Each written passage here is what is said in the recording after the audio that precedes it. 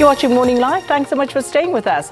Now, today, a memorial celebration for the late Oliver Mtukudzi will be held at the Joburg Theatre in Braamfontein.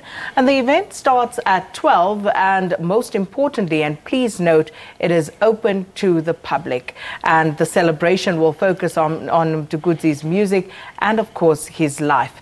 And joining us in studio now to talk about the memorial celebration is Walter Wanyanya, who is a family member of Mtukudzi and who worked with the late musician.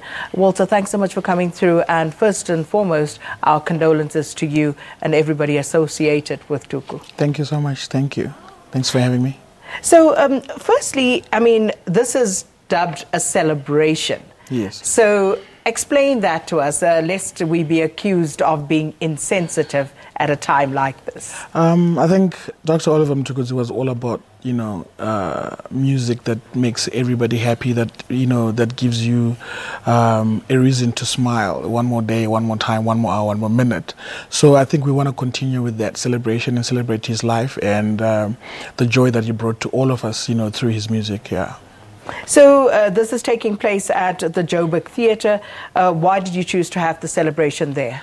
Joburg Theatre is a place that he's performed there before, and through all the people that we're working with, we found that it was a fitting venue to to have this memorial there. And we've played in different venues all over South Africa, and that one was what we all agreed that it was fitting for this memorial.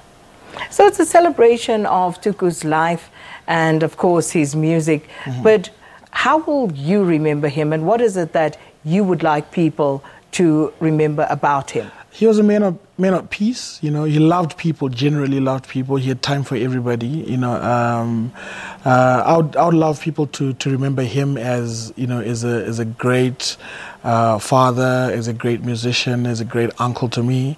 It's people see him in different shades, and but yeah, for me that's what I would what I would want people to remember him. And in Zimbabwe, he's remembered also as a hero, and he was honored as a national hero in Zimbabwe. So yeah, so he's many things to many people. So let's talk a bit about, the man other than the music icon. Any memorable moments that stand out for you about him? Kids, his love for children for me was amazing. He loved children, and he was a goodwill ambassador for kids as well. Every time at a family gathering, he's the guy that would be playing with the kids and making sure the kids are comfortable. He was kind of the babysitter. But yeah, that's one thing that I remember about him. He loved children so much, and he believed that the kids and the youth are the future. So he believed in nurturing that. Yeah. Yeah. And did he manage to pass on any of his musical genius to any of the children? Yeah, actually, two of his daughters are going to be part of the memorial today, Salma and Sandra.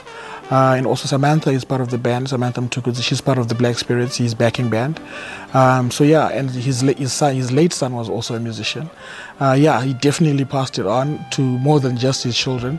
He built an art center called Pakarepaya in Harare in Zimbabwe that nurtures talent, and it wasn't just his biological children that he passed music on to, but to a whole lot of other kids. His whole band is actually musicians that were nurtured in at his art center, that the band that backs him, so youngest being 19.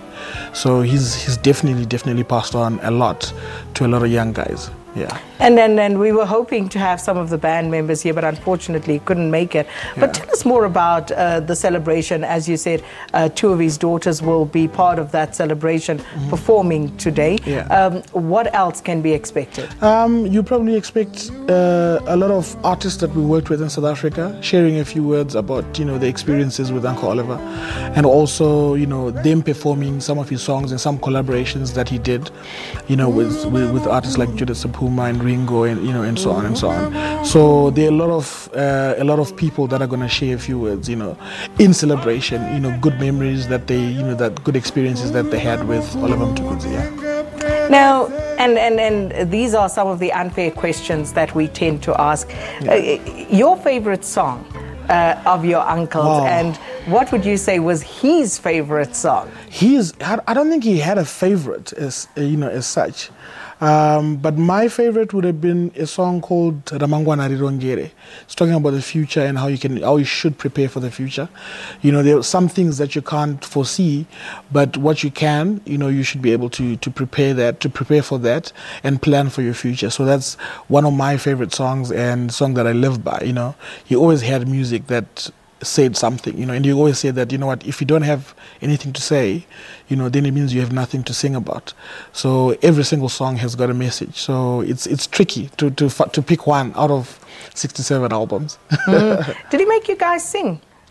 Not me as such. Why not you? Can't you sing? I think I was a rebel nephew. I was a rebel. I gave him a hard time. So yeah, no, but he made everybody else, sing. You couldn't help but sing Tuku music, But no, not really. He didn't make anybody. He didn't force anybody to get into music. Even though all of us are into music, I started playing bass when I was 13 years old, guitar, but it had nothing to do with him actually. But he was an inspiration. But he never forced, his talent or his calling on anybody. If you felt like it, then you did it. Yeah. You see, those of us who don't have it, imagine if the Mtukudzi clan gets together, you would have Uncle Oliver there, whipping out his guitar and everybody sitting around and singing. Christmas actually was kind of like that. Christmas this year and New Year's was kind of like that. So, there's little ones and we kind of did that for the first time. Everybody singing and playing guitar and things like that. Yeah, it was fun. It was a good Christmas. The last Christmas that we shared, yeah. So, and I think it is comforting to know that it was a good one shared with family. Yes, definitely. I mean, the last few months for him, I mean, he was sick, but they were very joyful. They were very, we have very good recent memories of him. So yeah, it's been a celebration of his life. It's hurtful and it's painful, but we definitely celebrate him. Yeah. And then, of course, you spoke about how he imparted, his own genius and made sure that others, got a hand up where he could. How do you plan on keeping that legacy alive? Well, the art center that I mentioned is Pakarepai in Norton, which is where he used to teach everything creative. So from performing arts to film to music, he built that center for that kind of legacy, for that continuation. So we will definitely continue with the work that he started there. And him and Huma Sekela were very big on teaching. Love, learn, and teach was Huma Sekela's thing. And they really imparted us to be able to teach. So we just don't play music. We should be able to also teach other people what you know, whether it's music or whatever it is that knowledge that you have. It should be passed on to somebody so that if you go, then other people can continue with the work or take the work that you started, to greater heights. So we'll definitely hope that we will make him proud with the work that we'll continue to do in Norton, in Zimbabwe.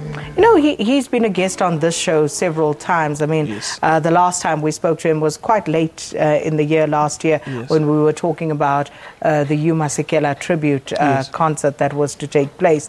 But he was always that guy who, whenever you called, didn't seem to have any airs about him. Our producer Lebu says he seemed to be that easygoing guy.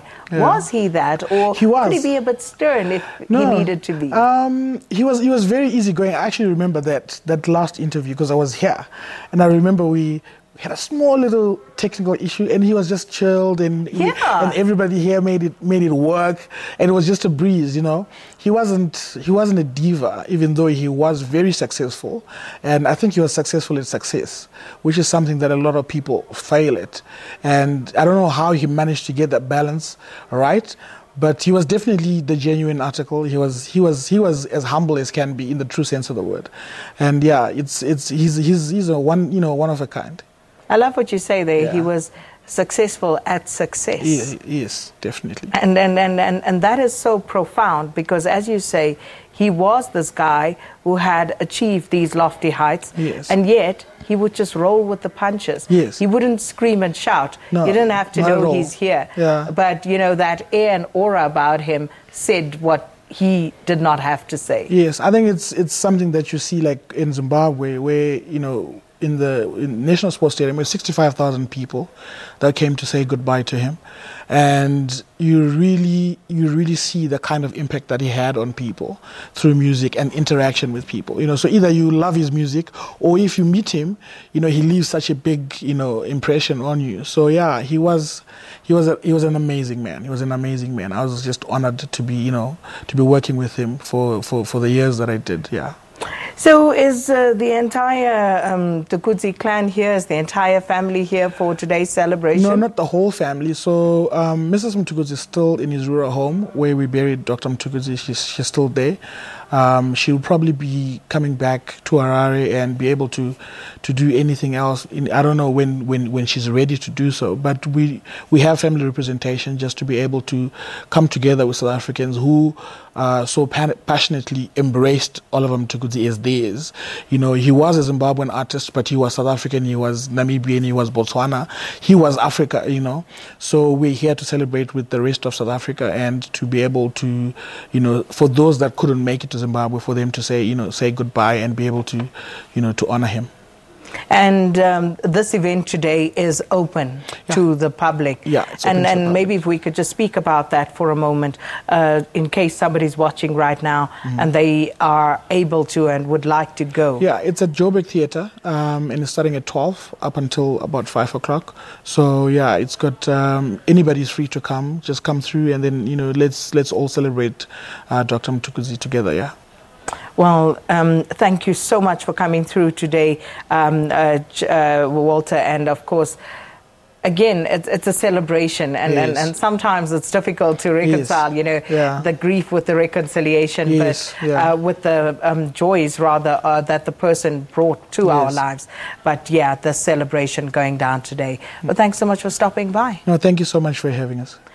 And that was Walter Wanyanya, who is a family member of Oliver Mtukudzi, and he is, of course, going to be celebrated today. There'll be a celebration happening at the Joburg Theatre in Braamfontein, starting at 12 o'clock. If you're in and around Johannesburg and you have the time to go, then you can make your way there. Celebration of the life of Oliver Mtukudzi. Let's take a break.